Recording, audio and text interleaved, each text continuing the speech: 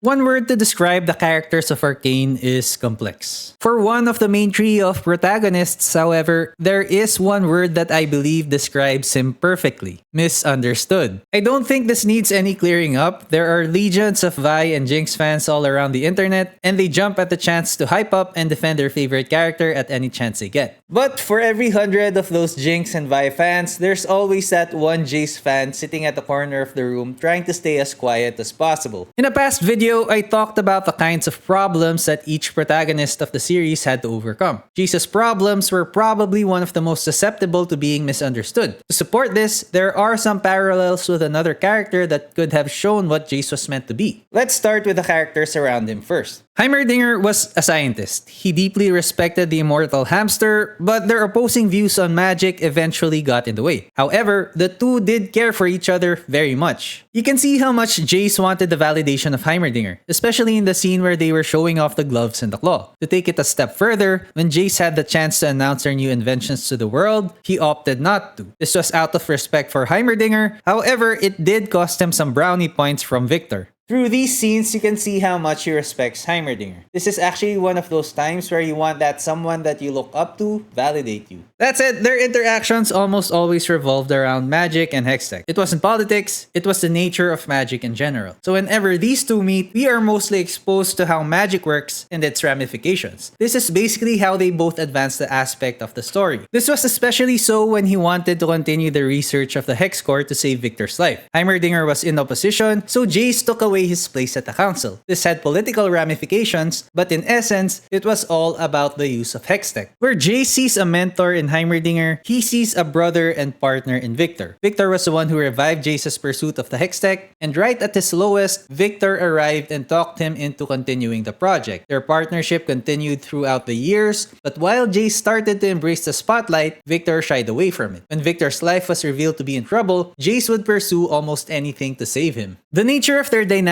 as opposed to Heimerdinger was that these two believed in the positive effects of Hextech. Their pursuit of the great was hinged on the greatness that they could see Hextech could achieve. Heimerdinger, in effect, was opposed to all of that. The pursuit of what the Hextech could do was actually how their dynamics pushed the story forward. They wanted to keep going with the development of Hextech, unaware of the possible consequences. So, between Heimerdinger and Viktor, it was a seesaw battle between who would influence Jayce. Ultimately, Jayce's desire to save Viktor drove him to push Heimerdinger out of the council. This would also reflect the status quo of magic as a whole in their world. In the choice between Viktor and Heimerdinger, it represented the victor. Obviously, Viktor was the victor, unintended. Magic aside, Jayce was still part of the council. Mel Medarda was his mentor and eventual lover. Mel initially planned to use Jayce's knowledge of Hextech to her advantage and for Noxus's use. However, as she spent more time mentoring Jayce, she fell in love with him. When Jayce blocked off the council members using hex gates for their own interests, they began to block his moves to secure Hextech. It was during this time that Mel taught him how to use Hextech to leverage his own interests. Mel framed this as diplomacy, but mainly Jayce saw it as an ends to a means. The council as a whole worked as a single entity for Jayce to interact with. Their dynamics were all over the place, which was the intention, I think. It showed how many incompetent rulers Piltover really had, and how little they actually knew about running the two cities. Mel and the council's dynamics with Jayce revolved around how the city was run. What they did affected the whole city, and when they interacted, it was about the grander scale of things. Now, we didn't really get the chance to see how Jayce would internalize everything or how he would interact with others without the weight of the city and Hextech on his shoulders. Most of his actions revolved around Hextech and the city. Now, all of this, it's called extrapersonal conflict. This kind of conflict actually tends to be more detached with the audience compared to the interpersonal and intrapersonal conflicts of Vi and Jinx. So that means that there were less moments that they could set up where you could actually resonate with Jayce. Now, Jayce did exhibit some parallels to a certain character. And depending on if you like him or not, you might not agree with me. You see, there's this character from the Undercity who also dealt with extrapersonal conflict. Much like Jayce, he had a partner, and that partner was a lanky man and wasn't as physically gifted as he was. Their partners both liked to wear suits, and they treated each other as brothers. Anyway, this man that I'm talking about gained gained some clout, just as Jayce did. With this clout, he wanted to change things for the better, just like Jayce with Hextech. So now, what he did next was he rallied the people of the Undercity to unite against Piltover. He even led an attack which reached its apex on the Bridge of Progress. Much like Jayce at the Shimmer Factory, the battle ended with bodies around him. He looked around and he did not like what he saw. He knew then that a war with Piltover would mean that they would lose and he would end up sacrificing everything. He ended up making a deal with an enforcer to keep the status quo and the general peace in the Undercity. For Jayce, knowing that war would destroy the Undercity, he arranged a meeting with their de facto leader. He promised peace and their own government, just to avoid the sacrifices of war. Now, obviously, the guy from the Undercity I'm talking about is Vander. The truth is, the relationship between Vander and Silco can be used as parallels for the main trio of protagonists in the series. Vander's arc was over before the series began, however, we do have an idea of it based on Jayce and on Vi. On Silco's side, it was more of Jinx and Viktor. I talk more about Vi, Jinx, and Jayce in this video right here, so I hope to see you there. Peace and have a great day.